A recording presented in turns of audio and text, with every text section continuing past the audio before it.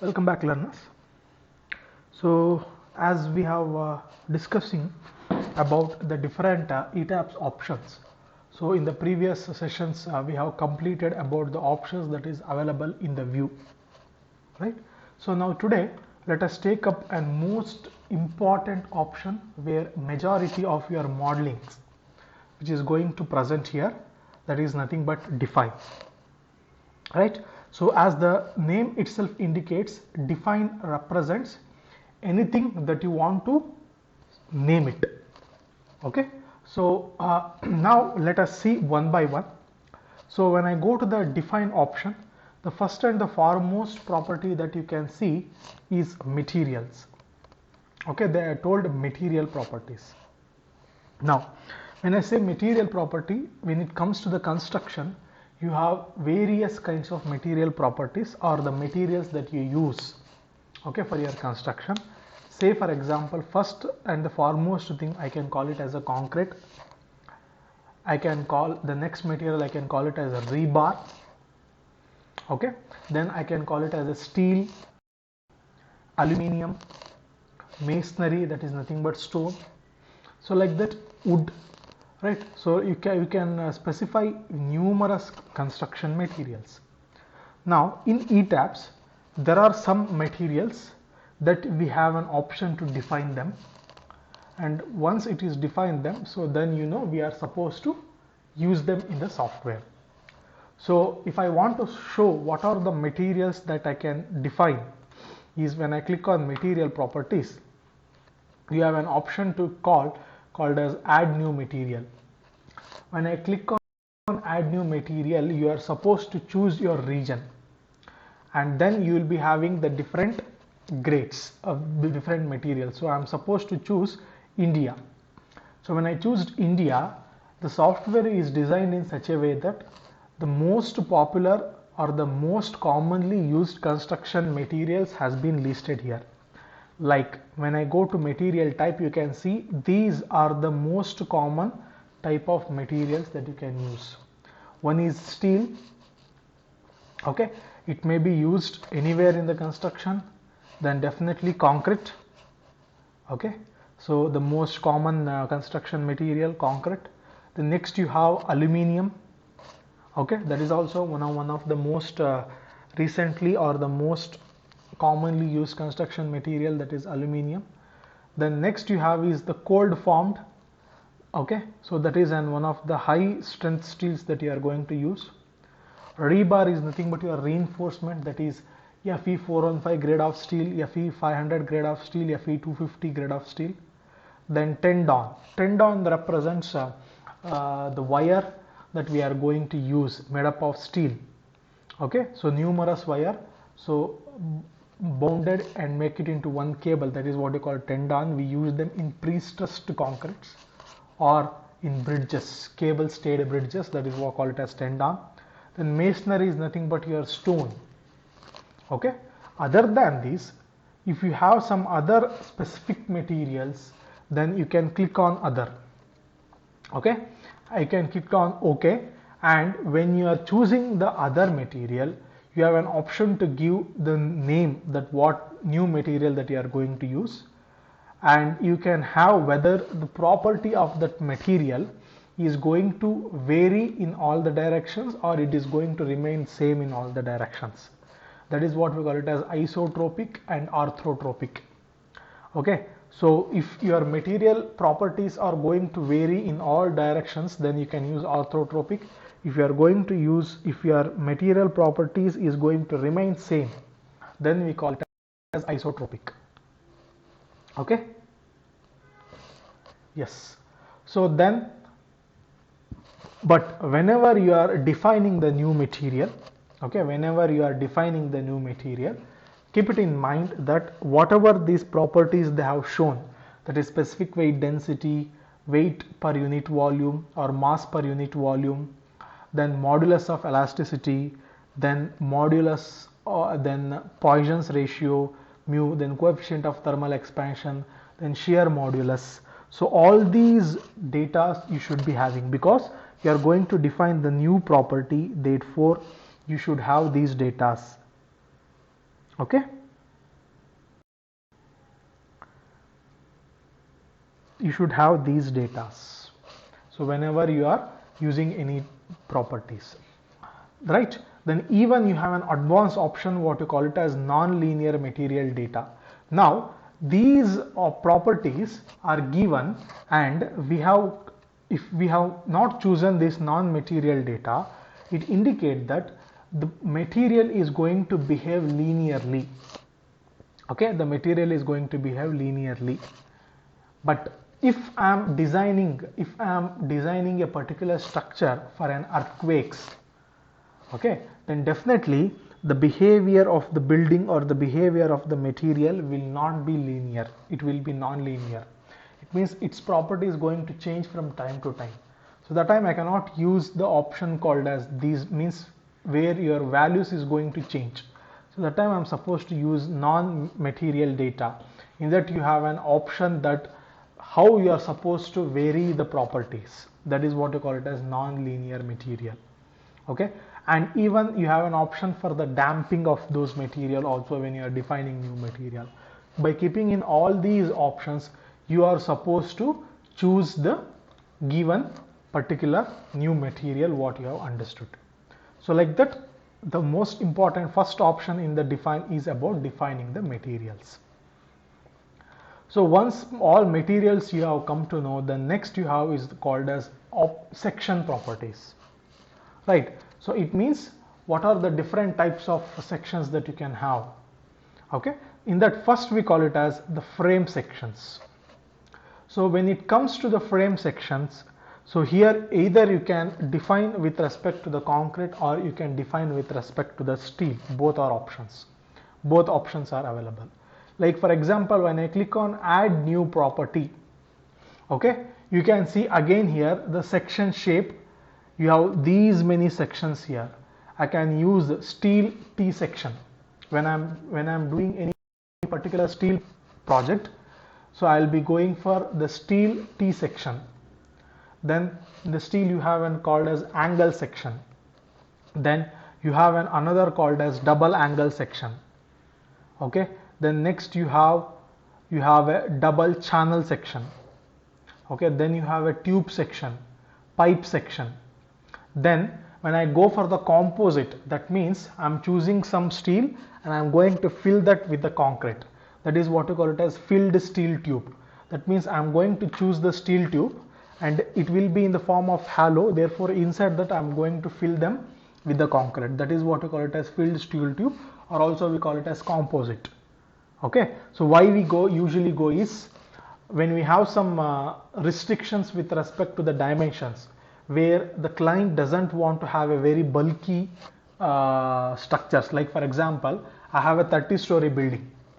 Okay, so now if I am choosing one particular column of only concrete, I may have a concrete column of 600 by 600 dimension, where the dimensions of the columns becomes very huge, where the client doesn't want any column to project out of the walls. So that's why what I can do, if I go for only steel, then it may become uneconomical in nature, because that also it may create a very huge sections. So that's why in such case what I'll go for the composite, where I'll choose some steel sections. Inside that I'll going to pour them concrete. So that becomes, now I can reduce the section, whereas the load carrying capacity will be very high. That is what you call it as filled steel tube. Then filled steel type. Then plate sections. Okay. Then you have steel plate rod. So these are all about with respect to steel. Then when you come to concrete, you have a rectangular concrete section, circular concrete section, then concrete encasement rectangle. That is what the steel, the particular shape of steel will be there. Inside that you are going to have the concrete. Okay, that is if you are doing rectangle. Then you will be having a circular steel structure. Inside that you are going to fill the concrete. That is concrete encasement circle. Then you have precast. Now that is one more type of component. So precast I section, precast T section, L section, then cross section, box, then pipe. Okay, then cold formed C, Z, hat. So these are the different types of sections that you can have. Okay, yes, so these all you can see. And if I choose steels, definitely it will go to correspondingly the corresponding steel tables. So from there itself you can directly choose. You can see you have an I section, you have a box section, you have a circle, then you have this one. Then steel composite means, as I already told, you can see like this. There will be a rectangular column cased with the I section, circular column cased with the I section, like that. Now if I choose, you can see that it will open the steel table. Okay, so it will open the steel table, and in the steel table you can choose whichever the section you want. Okay, you can choose the whichever section you want, right? Yes, so it will take some time. Yeah, you can see here, right? So this is the I section, right? So I'll be choosing the material here. So the section steel wide, you want flange, again these things. Okay, either you can directly choose from the table, or you have an option to choose the depth.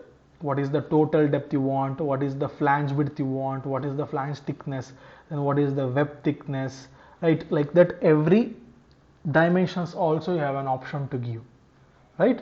So like that, all the things you can, this what you can do it. Okay, so if you have import new properties, you can see that is also, that is nothing but from the steel tables or somewhere you can get it. Okay, that is all about the frame sections. Okay, so that is all about frame sections.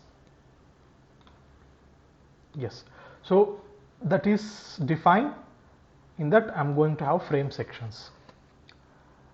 The next you have is tendon section. As I already told, the tendon section is nothing but a very small thin steel wires we'll be considering, and those small thin wires we'll be considering the numerous numbers. So we will be bundling together, and we are going to form one particular rope, what we call it as tendon. That is what we call it as tendon section, right? So if you want to add new property of that, you can see it is tendon. Okay, and you are supposed to choose what type of material, and you are supposed to choose the strand area. That means each strand area, what is that, how much diameter strand you have taken, right? That is how it is going to define the tendon, right? Then if you want to show, modify or show, you can see here there is one example like that. That is the tendon option you have. Okay, so that is defined, and in that section you have tendon. Next you have, as you know, slab section. Okay, so slab section, we are going to define the thickness of the slab. Okay, we are going to define the thickness of the slab. So in that also, based on the load distribution from slab to the beams, we have shell thin, shell thick, membrane, and layered. Okay, we have already discussed what do you mean by shell thin, what do you mean by shell thick, membrane, layered, everything. Based on that, so we are going to have this. And now again, when it comes to the type, we have an option called slab. The first one, if I choose slab, means, okay, the first one if I choose a slab means it is like a normal slab that everywhere we have. Okay, so the next you have is the ribbed or waffle, right? So this ribbed or waffle slab, usually it will be provided in certain areas where you don't want column to be present in the middle, but it has to cover a very huge area. So in such cases, we usually go for the ribbed or waffle slab. The best example is when you have a very large libraries where you don't want columns to be present in the middles. So that time we go for the ribbed or waffle. Okay, or else when you go for any very large cultural auditoriums, so where nothing should be present in the middle, in that times also we usually go for this. For example, if I want to show, I can show it in the 2D. Okay, I can show it in the 2D. Like for example, now if I have a slab like this, okay, if I have a slab like this, okay, now what I am going to do, I am going to have the slabs in this manner with the equal spacing. Okay, so this is how we call it as waffle or ribbed slab.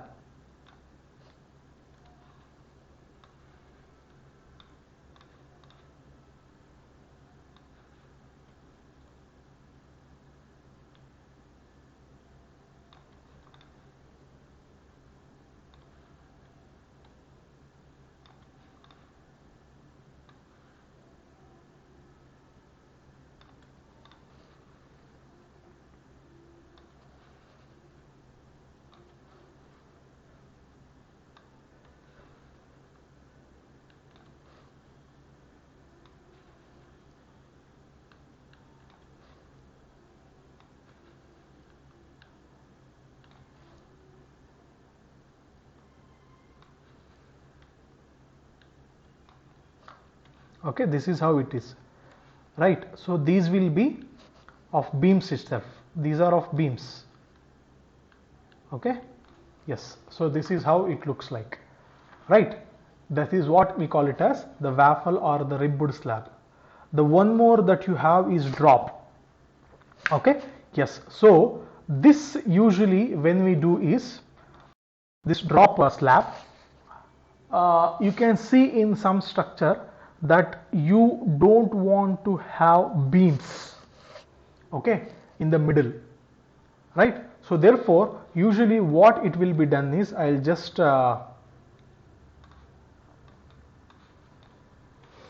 show how it is. Okay, yes, so usually what we will do is, we will be having a slab and the slab will be resting directly on the pillar or the column. Okay, there will be a slab, the slab will be resting directly on the column or directly on the pillar. There will not be any beams. So this will reduce, this will increase the headroom. That means we are going to avoid the presence of beams. But whenever we are going to connect the slab to the column directly, so we cannot directly do that, because what will happen, so there will be a failure, what we call it as punching shear failure at the junction of the slab and pillar, right? For example, it will be like this. So this will be your slab. Okay, so this will be your slab like this. If I take, now I am going to connect that slab by a column. Okay, so now if I connect like this, then what will happen, there will be a failure at this point. Okay, what will happen is, this slab will go inside and here there will be a failure, right? In order to avoid that, what they will do is, they will provide a drop called as, we call them as column drop, right? For example, now I have a slab like this. Okay, so then what they will do is, so they will connect one more here like this. Okay, then from there they are going to connect to the column. Okay, so this column drop has to be designed. Okay, directly we cannot give. So this column drop has to be properly designed. Okay, so that is what we call it as this option, what we call it as, in the slab sections you have an option called as drop. Okay, you are supposed to define them. Okay, so that is about your different types of slabs. So the one more option that you can have in the section property is, after slab you have a deck sections. The deck sections are going to be considered when you are going to design the bridges. Okay, on the bridges on which your vehicles are going to move. Okay, on the bridges on which your vehicles are moving to move, we don't call them as slab, we call them as deck. Okay, the slab will be used when you are using for the residential buildings or the commercial buildings or whatever, where vehicles will not move, whereas the deck we use in the bridges. Okay, yes, so there also you have an option. You can see that in the deck also you have different types of decks. You can see filled, unfilled, solid slab. Okay, so when we go for the design of bridges, we have deck there are different types. Okay, so in that again, whether in that the slab material you are going to define separately, the deck material you are going to define separately. Okay, so because sometimes the slab and deck or the deck under that whatever member is there, together it will be of one material, or sometimes what will happen, so one the slab will be of the different material, the deck will be of different material. So that's why they have given option to define the material separately for the slab and deck. Then again, what type of modeling you want to do. Okay, so that one. So then you have the slab depth you are supposed to give separately. Below that you are going to have the rib. The slab and rib together we call it as the deck. Okay, the best example if I want to show is, I'll show here how this looks like is. Okay, you can see that I can choose this, right? Then below that I can have this, okay?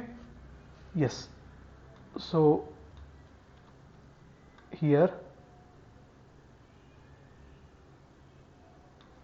1, 2,